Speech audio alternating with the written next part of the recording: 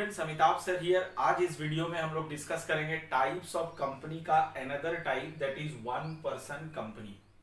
इसे small company भी कहा जाता है। It's a part of private limited company. Okay, so आइए जानते हैं वन पर्सन कंपनी होता क्या है। देखो, पहली बार इस कंसेप्ट को 2013 में इंडियन कंपनीज एक्ट 2013 ने लाया। ठीक है, इससे पहले वन पर्सन कंपनी का कंसेप्ट नहीं था।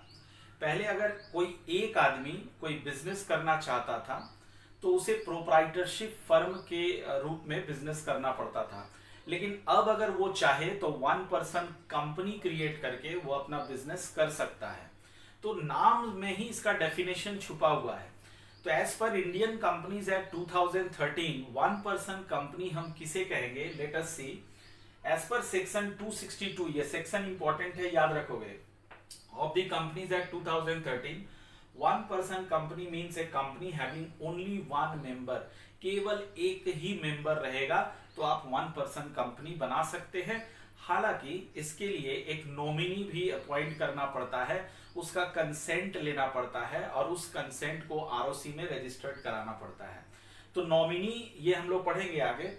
तो मैंने क्या बोला, वन पर्सन कंपनी के लिए एक आदमी चाहिए होगा और एक नॉमिनी चाहिए होगा। नॉमिनी आई थिंक आप सबको पता है क्या होता है कि अगर मिस्टर एक्स मर जाए तो उसका नॉमिनी फिर उस कंपनी का ओनर हो जाएगा। ठीक है, तो आइए देखते हैं कि ये जो वन पर्सन कंपनी है ये कितने प्रकार से हम गठित कर सकते हैं, क्रिएट कर सकते हैं। ये पहले तो लिमिटेड बाय शेयर्स हो सकता है, ये सब आप पढ़ चुके हैं इससे पहले वाले वीडियोस में। लिमिटेड बाय गारंटी वाला भी कंपनी हो सकता है और अनलिमिटेड कंपनी भी हो सकता है। अब हम लोग कुछ प्रोविजंस के बारे में डिस्कस करेंगे 2013 का। सबसे पहला है कि ये जो कंपनी है ये कौन बना सकता है? तो वो नेचुरल पर्सन होना चाहिए, रियल पर्सन होना चाहिए, आर्टिफिशियल पर्सन नहीं, नेचुरल पर्सन। हम आप सारे लोग जैसे नेचुरल पर्सन है वैसे होने चाहिए। इंडियन सिटीजन, भारतीय नागरिक होनी चाहिए और रेसिडेंट होना चाहिए, इंडिया का रेसिडेंट होना चाहिए। तो रेसिडेंट हम किसे कहते हैं कि प्रीवियस यानी पिछले साल कम से कम वो 182 दिन अगर भारत में रहा है तो वो रेसिडेंट कहलाएगा। ठीक है, तो ये तीन क्राइटेरिया पहले तो पूरा होना चाहिए, नेचुरल पर्सन, भारतीय नागरिक और निवासी। रेसिडेंट मतलब निवासी होना चाहिए, रेसिडेंट ऑफ इंडिया। दूसरा, ओनली वन इनकॉर्पोरेशन। आप अगर एक वन पर्सन कंपनी बना रहे हैं तो दूसरा बनाने का आपको कोई इजाजत नहीं है। हाँ, इसको ध्यान से सुनो।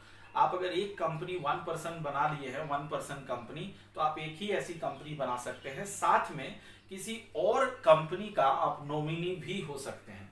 तो ये परमिशन आपको दिया गया है।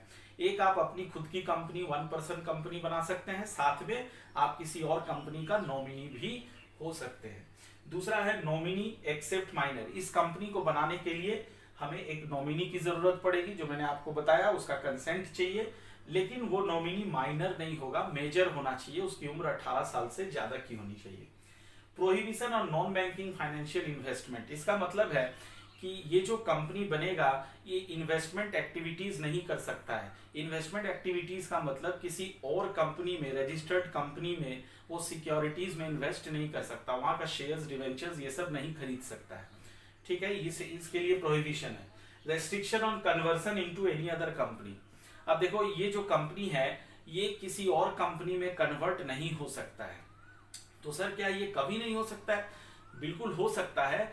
आफ्टर 2 इयर्स, कंपनी का जो रजिस्ट्रेशन डेट है उसके 2 साल के बाद वो चाहे तो अपने आप को दूसरे कंपनीज में कन्वर्ट कर सकता है, लाइक पब्लिक कंपनी में कन्वर्ट कर सकता है। अंडरस्टैंड? तो 2 साल कम से कम इसका पूरा होना चाहिए। और नेम ऑफ द कंपनी, जब ये कंपनी का नाम कहीं पे भी लिखा रहेगा तो उसके नीचे वन पर्सन कंपनी ब्रैकेट में लिखना कंपलसरी है। जैसे सपोज करो एक वन पर्सन कंपनी है XYZ प्राइवेट लिमिटेड। ठीक है, मैंने पहले ही कहा ये it's a part of private limited company. तो उसका नाम है XYZ प्राइवेट लिमिटेड और उसके नीचे ब्रैकेट में उसको लिखना पड़ेगा वन पर्सन कंपनी। तो ये कुछ प्रोविजंस मैंने आपको बताया वन पर्सन कंपनी का। एक चीज और मैं बता दूं कि इसका जो maximum paid up share capital है वो 50 लाख से एक्सीड नहीं कर सकता है। मिनिमम का तो कोई क्राइटेरिया नहीं है, लेकिन maximum paid up share capital should not exceed 50 lakh. तो ये सारी बातें आप याद रखेंगे वन पर्सन कंपनी का। और ये बिल्कुल नया कंसेप्ट है, तो इससे क्वेश्चन हमेशा पूछा जाएगा।